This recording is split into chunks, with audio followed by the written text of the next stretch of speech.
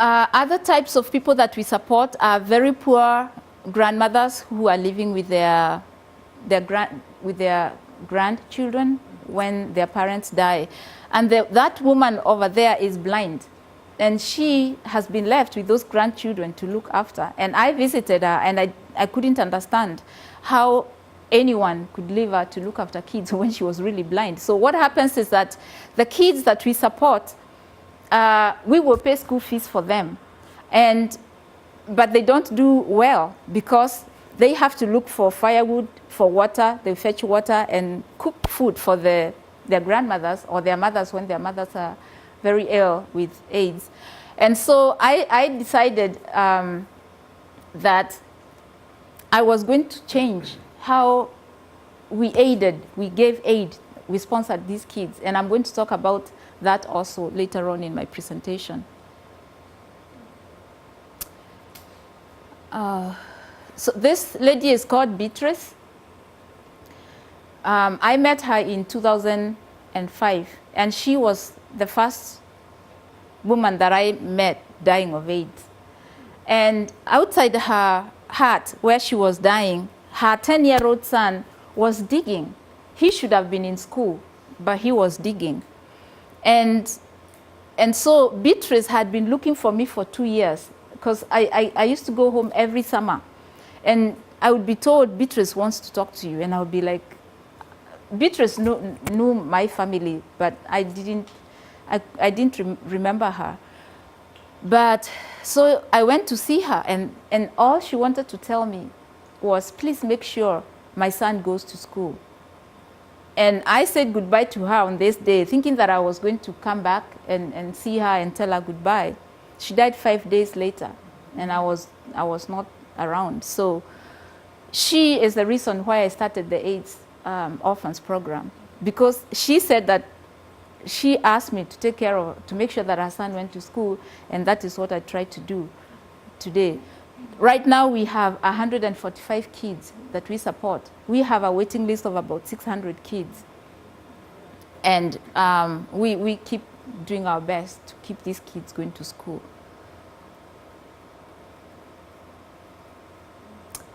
These are not very nice pictures, but I share them anyway. And you will understand why I'm sharing them.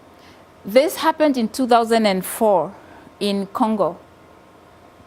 And militia just passed through this village and cut down these children with machetes. I mean, this is real. This is happening in Africa. And they were targeting kids. They were targeting young children, because they said if they kill these kids, then they have destroyed the next generation of these people. So, and I'll talk about it too later on. That's the boy, Maxwell, who was doing his homework outside their hut. And this is his grandmother. And this is his grandmother, and she earns a living by selling firewood. In 2004, the government said that forests were being depleted in my country. So they stopped people from harvesting dry wood from the forest. And these women came to me and said, so how are we supposed to survive? They take half a day to harvest firewood in the forest that they will sell for 100 Kenya shillings, is like $1.25. The government has regulated the number of times that they will go to the forest in a week. And so we had to think about how to help them support their grandchildren. And this is a woman who is carrying her baby and stuff. It's an image of a woman who may have been evicted from a matrimonial home by her husband. And all you're able to take is what will fit in that kind of bag and your baby on your back, and you take off.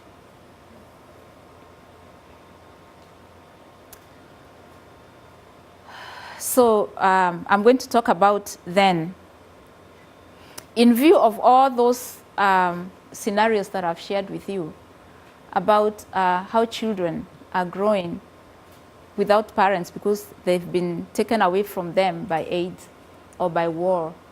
And when you live in a place where adults, I mean, mature people will come with machetes and cut down children, then really you have to do something about it. I grew up seeing women in my village. You know, like at night, I remember when we were very small, before we moved to the house which you saw, we used to live in a hut.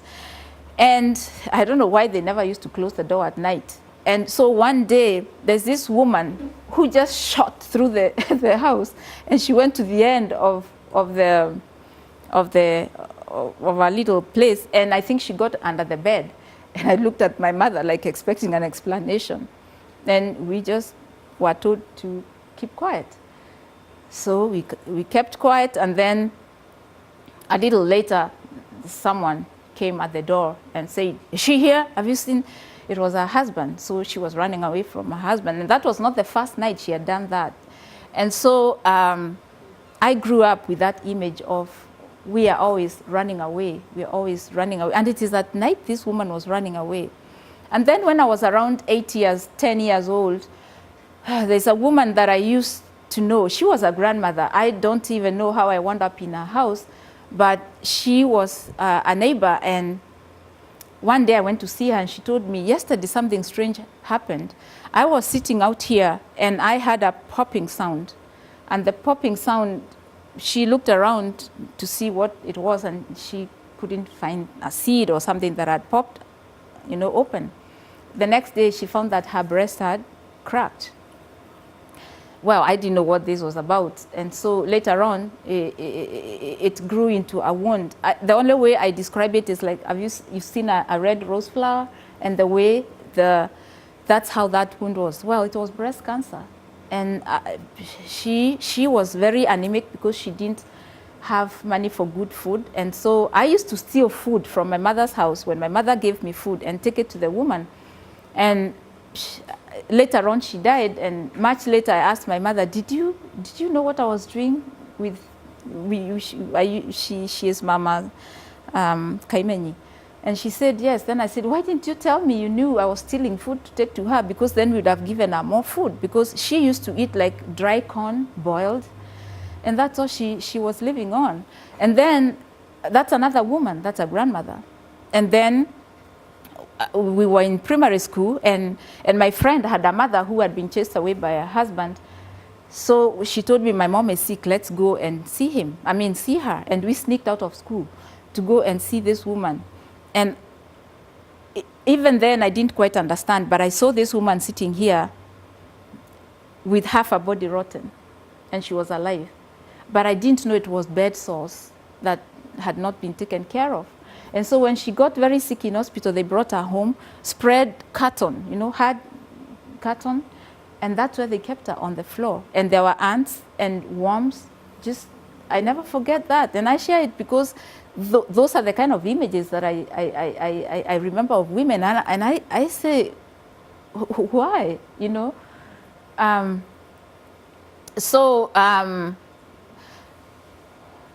I grew up with my dad telling us to go to school. My dad, actually, more than my mother, encouraged us to go to school, girls as well as boys. He had some very naughty boys for sons. So, we went to school. My dad encouraged us to read, and he was an education officer, so he knew what education was about. And so I used to say, I'm going to read until I finish education. Well, I didn't know what that meant. I knew that I enjoyed reading, and so if it is ever finished or completed, that's what I was going to do. And I just got what the end of education is from reading this notice that is out here, and it says the end of education is surely service to others. So that's what I do today. And so I went to school.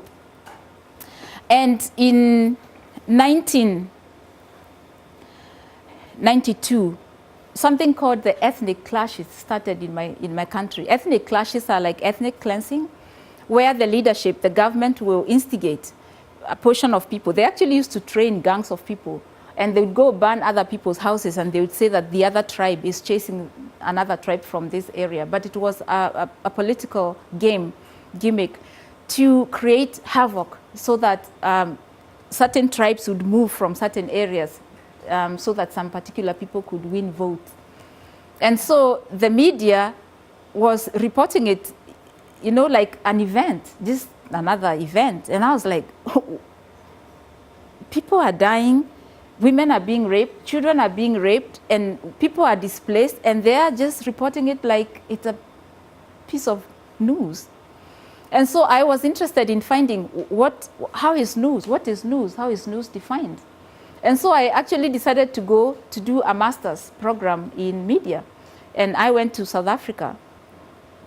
To go to South Africa, I had to do what we call a harambe. A harambe is a communal fundraising where you take six months to organize this thing. You send cards, you talk to your friends and everybody. And that's how I raised money to keep me in the University of Natal for 1 year. And so that's again why I know community support works, and that's why I give back today. When I went to South Africa and did my media program for 1 year, it was supposed to be taken within 2 years, but I did it in 1 year because I was married then, and I really wanted to run back and be with my family, because when I was leaving, my husband didn't want me to leave.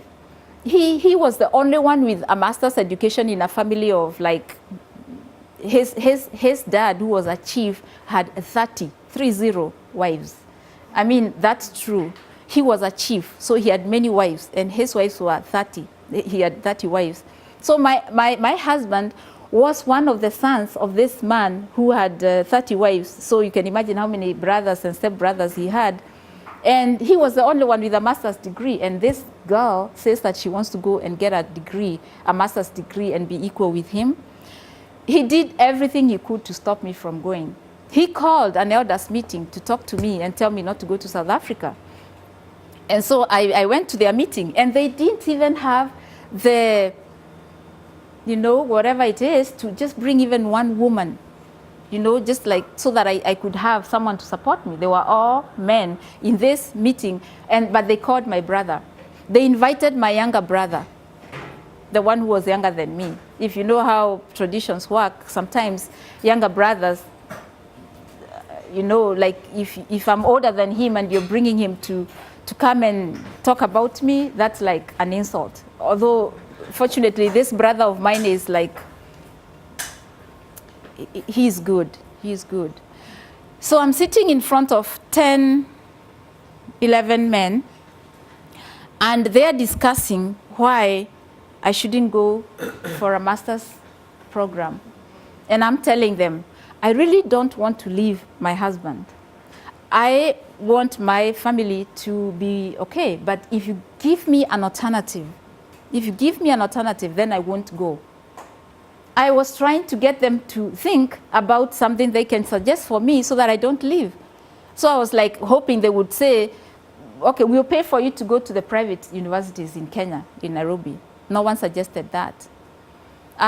We will give you time so that he can also apply for a PhD so that he can come with you to wherever you go. No one suggested that. So I knew it wasn't just about going to read. And so I told them, I've asked you to give me an alternative. You haven't given me an alternative, so I'm going. So my husband didn't join me in organizing this harambe. I don't know how I can tell you to understand how important a harambe is. And it is this thing that is done only by men. No women have done harambes before then. And so Karambu decides she's going to do her harambe, and they are laughing at me because they know it's going to fail. Well, it didn't fail. 2 weeks before the harambe, my husband realizes it's really going to take place because I had even distributed cards. I had the guests of honor. And so he decides he's going to join me, but he's going to make his own cards. And he's going to have his own very important parliamentary guys who will be the guests of honors. So he approached 3 of them. Well, none of them came, and only one of his friends came, and I raised enough money to take me to South Africa. A few years later, his sister decided she wanted her son to go to school, and she asked me for help. Her brothers, my husband and his brothers, refused to help her because they said I had taught her bad manners to want to hold a Harambee for her son to go for further education. So they didn't support her. Anyway, see, I didn't sleep for 1 year, working day and night to finish my 2-year master's program in South Africa within 1 year. And I go back home, and my husband has replaced me. He has a girlfriend. And I say, well, these are the days of AIDS, so I'm out of here. So I left. And it created a great problem. My mother said, educated women are very problematic. Go back to your husband. And so anyway, I saw my outlet into going to the United States to do my PhD, because now I didn't have to negotiate with anyone to go to the States to do my PhD, so I came. And I haven't looked back ever since. Why am I sharing this life? I want you to understand, when I talk about the things that I'm going to talk about, where I am coming from. Because I'm not dreaming these things up, and I'm not just talking because I want to get into parliament to get power, like is the tradition of why people want to go into parliament. A lot of people have asked me in Kenya, why do you want to get into parliament? Even here, parliament politics is a dirty job. And I tell them, it depends on your definition of parliament and politics. And I want to tell you that my definition of politics is different. I think politics is bad or dirty because human beings have made it dirty. And I think politics is not dirty. And I will tell you why it is not dirty. Politics is about leadership and service to others. But there has developed a culture and an ideology about what politics is that has created a power kind of dynamic where when you get into parliament, at least in my country, you become a lord, you know. You become this powerful person who lords over others, who has power over others. And the message that I'm taking to people that is making a difference is that I'm not here to create or to hold power over you. I'm here to give ourselves back our power so that we can change our constituency. So it's something to do with having power with others. Let me go back here a little bit. I have talked about when I was growing up, the significance of education for me, because I realized that it's only if I had education that I will get a job, that I will get money, that will free me from having to depend on anybody for anything. Because most of the women who were going through violence in my community went back because they had kids, they had no money, and they didn't know how they were going to support them. So they kept going back to their husbands, because I asked, why do you go back? They said, what will I do with these children? And so education for me has always been underlined as my ticket to freedom. And that is why I say, even with the AIDS orphans that we are educating, I paint this picture. Imagine in Africa by 2010, we are going to have like 23 million AIDS orphans. We are not talking about other sources, forms of orphaning kids. In Uganda, we have children soldiers. And in Sudan, the same story. In Central Africa, the same story. Now, can you envision a continent with children who have been traumatized in these ways? And it's a whole generation of children that we are bringing up. And tell me that in the next 10, 15, 20 years, when the world talks about terrorism, what that will look like. These are kids that will be very easily bribed, given money, given drugs or whatever, so that they can serve some master to become a gang, like the gang that was cutting up those kids that you saw in one of those images. So for me, it is not something that I do because it is hip to do. It is a matter of life and death. Like Terry talks about global warming. It is not something that we can sit down, and just talk about. I tell people, wake up. We need to be talking as we run, because we need to do stuff now to support our communities to, and for me, education, giving these people education will be one way out of this situation. And then as I grew up, I realized that women, like my mother, you know, grew us up. I mean, I don't know how you say that in English, but they brought us up. They had such wisdom. You know, like my mother had 6 kids, and my dad worked. But my dad sometimes was a very mean guy, and he used his money in ways that didn't support the family. And we never lacked food because my mother was there. And I saw the other women struggling with various things in the community. And I was like, who grows families then? It is the women. And yet women have no say whatsoever in any situation. For me to have sat in front of those 11 elders and tell them that if you don't give me an alternative, I am going anyway, was the bravest thing I could do. Because it was first of all perceived as rude. I didn't respect my husband, I didn't respect them and things like that. But there was something boiling in me and I just couldn't stop. And so I went. And so he did his revenge, which was sad, but also a blessing in disguise. So I started thinking about what's the role of women then in this society? What's the role of women in my community? Are we going to be just working in the sidelines, you know, made invisible, you know, our contribution erased, and then so that we become good wives and good wherever we are?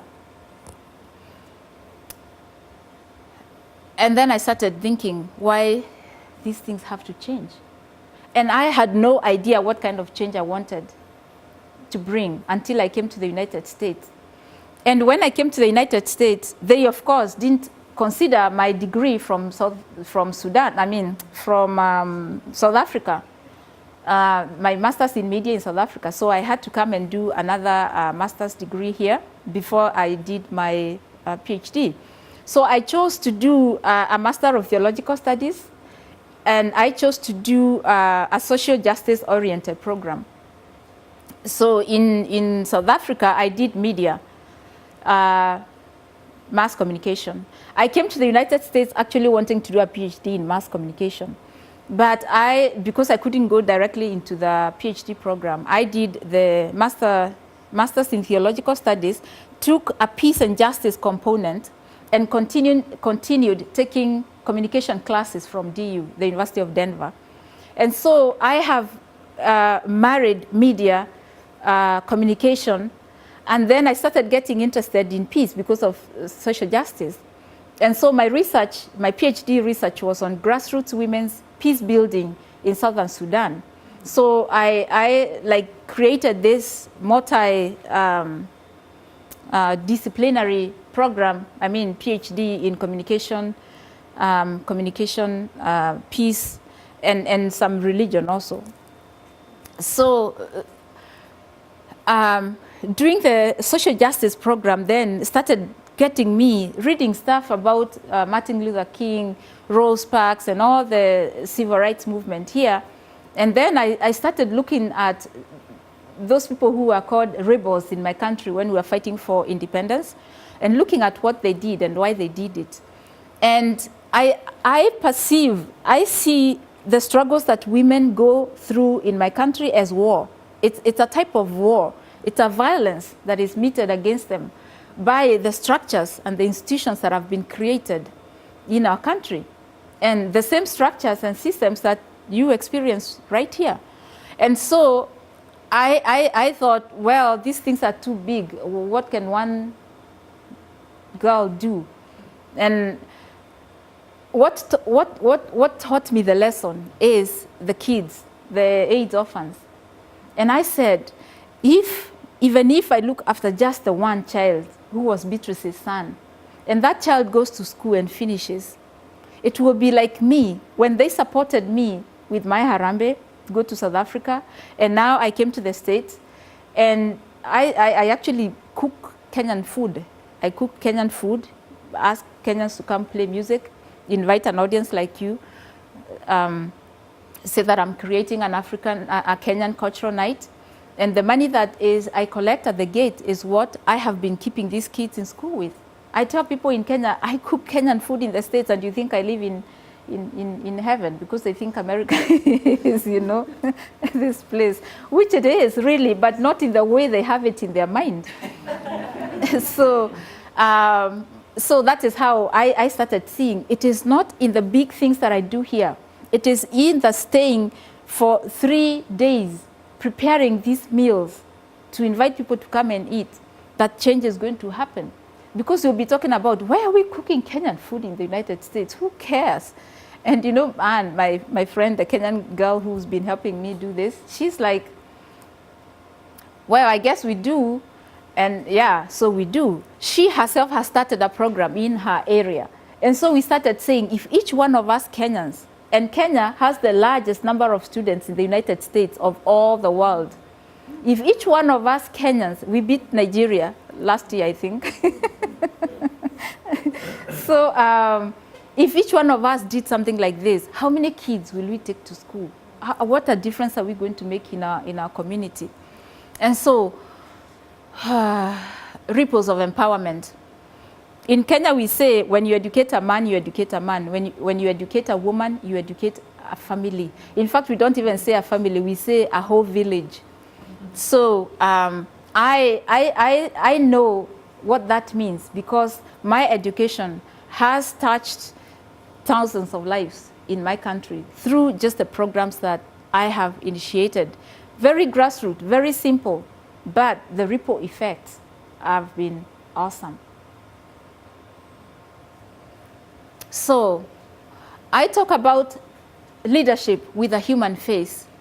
And this means that leadership is not measured by how many people follow you or how much power you have over others, but it is measured by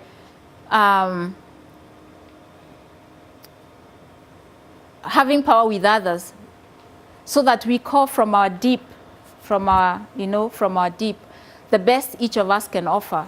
So each of us has the opportunity to lead a quality life, a life of dignity. And I'm going to talk about that a little more when I talk about my political dream. And so what do I want? To be in charge of my life and to enable other women to be in charge of their lives. I feel like in Kenya growing up, someone always named me. I was either my father's daughter, or my brother's sister, or my husband's wife, or some man's something. And I needed to take charge of my life. And for me, that is what education has been. It has helped me take charge of my life. See, when I understood who I am, and what I'm worth, not for someone else, but for myself, that changed my world. It was like a bulb had been, switched on, and life just got a new light. And when I find that place in me, then who I am and where I'm going, I'm able to share that gift with someone else. Unless I'm able to take charge of my life, I cannot share it. I cannot empower someone else. So first of all, to be in charge of my life. And so I want to be a leader who crafts vision, inspires action, and empowers others, so that we can find common cause in goals that expand the pie for us, whatever the pie is: development, health, prosperity. Form networks with other people. I can never do it alone. That's why when Terry invited me here, I was like, she gets it. And in this place where we met, someone said that, how can we help you with your campaign? And I wept, because I was like, oh my gosh, they get it. You might ask, I'm Kenyan. How can you support a campaign of a person in Kenya? But I'll tell you why it is important. So form networks and be open-minded. There's one of the most important things I've learned about my life is being in this space that I call not knowing. Not knowing. For average I was going to say normal, but everybody is normal in America. But I was like, you know, the way Americans think, and I'm saying this with a clean spirit, to not know, to not have control of a situation is very scary. You want to know where you're going, you want to know what's happening tomorrow, you want to know everything. And I'm like, how can I know? I will plan today, and by the time we do what we are going to do tomorrow, it's all stuff has happened. And so I have learned to live in that space comfortably, knowing that as long as I have this way of being where I know everything will be fine, because why would, you know, God, spirit, whatever you call it, want to harm you? If in me, there's a way of being that I don't know how to describe, but I'm sure a lot of you know that space where you are and nothing can go wrong. And I know that sounds weird, but I know nothing can go wrong. And so that state of being in the unknowing, the unknown, has become a very comfortable place for me. Because when I go there, then I have no control. And God and her angels and everybody just conspires. And they make it okay. That doesn't mean I don't plan. I do. But there's a way of being there that I let go and say, I know everything will be right. And often it has been right. And then reach out. Reach out. I have to talk about my dream. I have to ask for help. I have to ask for support, because it is not about me. It is about what we create to enable an environment where all of us thrive, where all of us live a life of dignity. Then we need to destroy wars. Wars, there are many types of wars, both the ones we inhabit inside ourselves and the ones that are outside. We need to destroy them so that we can build bridges that bring us to ourselves, but also to others.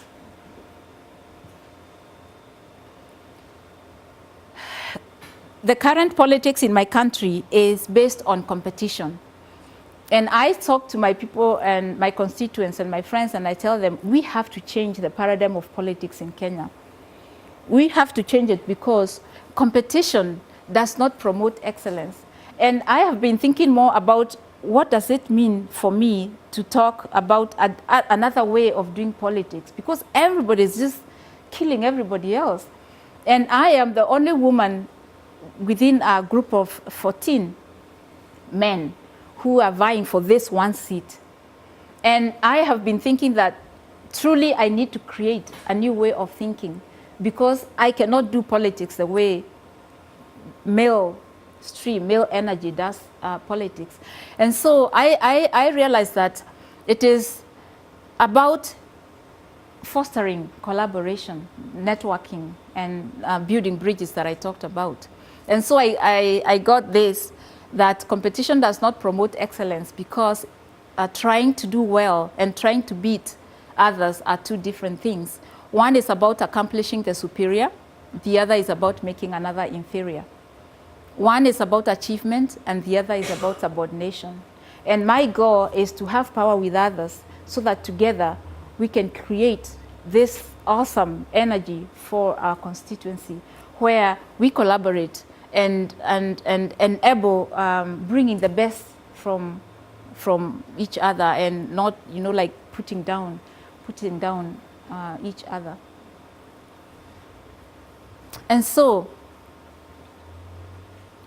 leadership for me is something that I have been able to talk with every woman in the grassroots. I have a passion for grassroots women. I mean, I just love them, and I love their resilience, and I love their survival strength that it has beaten all odds in my country. And so I know that when I tap to the best in me and share that, and enable another to see how they also have that in themselves, I call it the divine in ourselves, then it is obvious that extraordinary things in this life will be created by, or will be birthed by, ordinary people just like you and I. And so that's a message that I share with the women when I do my campaign work. And I point to the things that they have created themselves. I do not go to a situation and say, what are your needs? I say, what are your strengths that we can build from so that we can, we can bridge the gap, which is what you don't have. These women have what it takes to change their lives. And I, as a woman who is vying for parliamentary seat in a constituency where a woman hasn't stood before, I do it because I know I bring a message of change, a different message of collaboration, of recognizing the extraordinary in all of us, and that in that way we are going to change our constituency. Karambu, I was wondering if you could talk a minute about the grassroots act, the feminists that you're bringing to Meru in 2008. Okay. As a sense of the grassroots feminists that you fostered and are encouraging. Tell me a little bit about that. Oh, just you said that you were going to have a conference in August of 2008. Oh, okay. So then, in thinking about how to liberate the leader in all of us, I have realized that I have to stop thinking within the mainstream way of doing things in my constituency. I will tell you that I used to try to be like a man, because that's who wins in my country. You know, if you think like that, then you get to places. And so I recognized then that if these women were resilient and they were surviving all these things that I've talked about, there is something about the way they see the world that is missing in our conversations in Kenya. So in 2005, I decided to convene an international grassroots women's conference. And in this Congress, I brought women from the grassroots. I mean, women who have never been in front of a microphone. Women who, some that I brought from Meru, had never been beyond Meru town, and now they were in Nairobi, the city. They had never seen a staircase. They had never been, they had never seen a shower, running water. And then they meet with this group of international women. And we are inviting these women to stand on the dais and tell us their story. I say that I have spoken for them for many years. We are creating a system where we allow people to speak for themselves, to identify their own needs. And because they understand their own needs, they will be able to create solutions that fit those challenges. And the context is everything. They understand their context more than I can ever understand, schooled as I am. And so I invited them to come because they spoke for themselves. They created their own circles within which they spoke. And they recognized and realized that the very small things that the mainstream society has, made invisible, doesn't recognize, that is where life is. That is what is going to change our communities, at least in my constituency, but I perceive also in the world. So, looking at the world with a feminine lens, I was defending my PhD, my dissertation just last week on Tuesday. And one of my advisors asked me, what is feminism? And I said, feminism for me, I don't know what they say in the books. Of course, I had read and I had an idea. But I said, for me, it means being Karambu, who is a woman, and using my feminine lens to understand my world and be allowed to speak from that lens, how I see the world from who I am and how I be and how I do whatever I do. And when I asked the people who were there later on, did I answer that question? They said, that's the best answer I've had about what feminism is. So what you're trying to create and the paradigm that I'm creating in Kenya is this: allowing the women to define and to see and to understand their world from their own experiences, from their own, being woman, to value it, to own it, to acknowledge it, and to say it, to talk about it. It's not going to be easy. because this is not how we have been taught to think. But I am saying it is working for us on the ground. It is working for us on the ground. Because I tell these women, see what we are doing? We are doing it, you know, we meet in circles of 10. We talk about stuff in circles of 10, and I say, what's wrong with what we are doing? What's wrong with doing this work the way I feel comfortable doing as a woman in my body? And that is what has, is creating, you know, this thirst for a difference in the way things can be done in my constituency, because the other way has not worked and is not working. So, and I don't know whether I answered your question. I was thinking that in the time we have left, there must be some incredible questions that could get some real dialogue going. So I was. Yeah, okay. Question time. I came in a little bit late, so I didn't hear the beginning. When you're running for a seat in Yes. the parliament, Mhm. and when is the election? In December. And are women able to vote? Yes. And are you organizing also a grassroots get out the vote? Yes. I made up my mind to run for office in December. I mean, it was the farthest thing from my mind. I knew I wanted to be part of change in my country. And in the last 5 years, working with women on the, and some men on the ground, I tried to draw in leaders. Most of our leaders have been men, so draw the men in. And I wasn't a voice strong enough to be heard. And I was getting frustrated, because I was like, these people don't see that in the next few years with these children who are parentless, we are going to have a crisis. They do not see how many kids are dropping out of high school, how many kids are dropping out of college. They don't see how many women are being evicted from their matrimonial homes when their husbands die of AIDS and stuff like that. They don't see that if these women die, there'll be no one to look after their kids. I would rather have women living with AIDS strong and alive and look after these kids, because it's better to have one parent than none. And no one was listening to me. So actually, I decided, if the only way that anyone is going to listen and hear me is by saying I'm running for office, I'm running for office. Because I think that for a long time, this fear of, you know, going out there, we've been told that this is a male domain, this is this and the other. Women don't have, I say, I'm the most educated woman in the whole group of the 14 that I'm standing against. That should count for something. I have, you know, I'm telling them this, that all the woman hours I have put in my education, that must count for something. If I'm telling these kids that people, you have to go to school. So what am I doing with my education? And so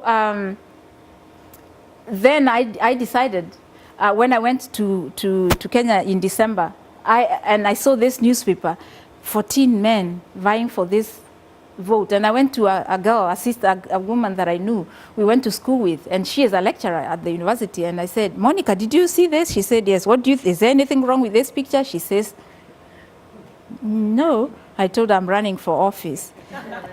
She almost tipped over and she said, oh my gosh, I never thought about it. And she is going to support me. So yes, since then we have created a whole network of people, and my family has been very supportive. Although at the beginning I have to tell you that they were not. They gave me 12 reasons why I couldn't run. And I told them, really, they called a family meeting. And yeah, and I looked at all of them and I listened and I said, thank you, I will look at them and then I'll get back to you. Well, the next thing they knew is that I was calling a meeting. They said, Karambu, you didn't stop. I said, no, I didn't stop. Actually, I'm going on. So people, you really have to support me. And I went back and told them a little bit about why I really needed, we really needed to do this. So now they have become this awesome support system that has created a whole network of people that we are working with. Before I left Kenya in January, a number of other guys who are running for the same office were telling people that they had sent elders to me. Elders are this great thing in Kenya, you know, like if elders are sent to you and you're a woman, you'd better listen. So they sent elders, but of course that was not true because I never saw any elders, and to tell me to step down. And I said, please go and tell them that this time they will have to think about stepping down for me. Last week I got an email telling me that the very people that these men have been telling to, that I'm stepping down for them, the people, the constituents themselves have gone and told these men, you need to step down for Karambu. So I said, yes, they need to. Yeah, because the women have been telling me, make sure you're not bought, because they know the politics of my country. Make sure you're not bought. Please don't let us down. And I know it's not going to be easy, but someone has to really just step out there. And at this time in my life, I'm ready to make a statement. And I tell them, it is not about the vote, the last 3 days of December. That's not where we win. We win along the way. So that whether you vote for me and I get into parliament or not, by the time I'm through with you in December, you will never forget me and you will not be the same. So, we've done a lot of work on the ground. Yeah. Overall, do you find the women that you talk to excited about what you're doing? Oh, yeah. Or are they a little bit afraid about, where are they? Are they excited? I'll answer your question this way. When my family said that I shouldn't run, and people started hearing about it, that the family has said no to her. Women came to my mother and told her, we the people are the ones who are voting for Karambu, not you.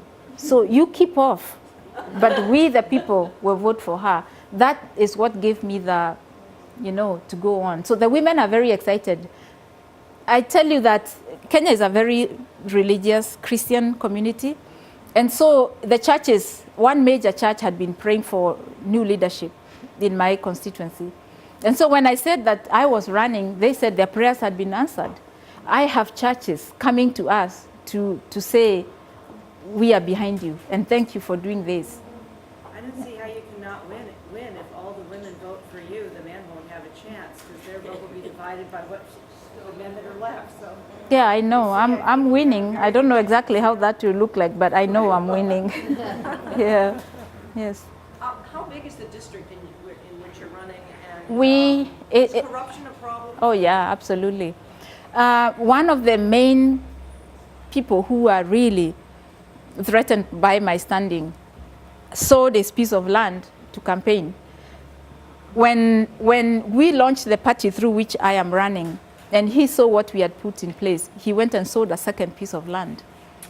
I have no land to sell. How do you communicate? Is there advertisements on? Oh, in Kenya? Yeah. How are you publicizing your campaign? Oh, radio, newspapers so far. I'm using newspapers a lot, but also using word of mouth because I don't have money. So I use people. So we have flyers that we have created. There's a kid who has created a song about my campaign. So we are playing this everywhere and we are sending. Huh? Can you sing the song? No, I can't sing the song because they sent it. I called home. I called Kenya and they played it to me. I mean, they played it on the phone. And it was something like, Kura kwa Karambu. I mean, like, votes are for Karambu. Votes are for Karambu. It's like a rap song. And they speak very fast. So some of the words I don't get. But they know, like, votes are for Karambu because she has a vision for development, for enterprise, for education for our children and stuff like that. Yeah. Yes. What's going to stop you if you win from changing and becoming one of those, typical African leaders with the corruption and the bribery and nepotism? And, you know what I mean? Yeah. It's the system, and I'm not saying this system here is any different, but once power corrupts, people get into power, it's a lot harder than they imagined it to be, and they just, think it's easier to go with the flow. What's to stop? I'm really sitting here amazed by you. I'm Nigerian. I know the politics of the region, and I'm really impressed with what you're saying. And I'm hoping that more people in Africa have this sensibility that you seem to have. But I'm jaded. See, that is because fundamentally, I see change happening top, down, down, up, and all around. And what you're describing is just one level. I know that power happens begins at the grassroots. Good answer. And I know that I have talked to women like Ella Gandhi. Ella Gandhi is in South Africa, and she was in parliament through ANC for quite a while. And last year when I visited with her, I asked her why she left parliament, and she said that that's not where she felt that she couldn't do what she needed to do for change from parliament. And I totally understood what she meant. And that is why I told my constituents that it's not about the vote in the end. It is what we do here along the way, because that must continue. That must continue even after the vote. And really, your question is very valid, because I know people who have gone into power and they have changed. And that happens. And I don't know what is going to stop me, but I will hope that my authenticity and integrity for what I want to do for the people on the ground will keep me focused on what I really want to do. That's all I can say. Thank you. What about the other women who have already been elected? Did they- What? The other women who have already been elected? Mm-hmm. So there were 19 or? Yeah, there are 13 now. We have 7 who have been elected, and the rest out of, well, that's 8. 8 have been nominated. But you see, there's one thing that I got, that I can be a woman but operating within a male ideology, world frame. And when I do that, I want to be like them. I want to succeed in their system. And that is why they haven't made as much change as they would like to hopefully have achieved. But some of them have done things that have shaken the system a little bit. And I'm very present to the significance of going into this conscious and aware of where am I standing when I'm doing what I do. And it will be very difficult. You know, they kill people in our politics when you block things that they want to do. And I've talked with men in my district, and they think that when I go to parliament, I will be just like giving them, leeway for doing whatever they want with government funds and stuff like that. And so I know it's going to be difficult, but I know that if I operate from that framework, then it will be easy. But I know that's not how I operate. So all I can say is that I know it's not easy, and I'll try to do my best and deliver to my constituents. How many women are in the parliament in Kenya? Right now we have 13. 3 out of 220-something members. We have 13. 7 elected, 8 nominated.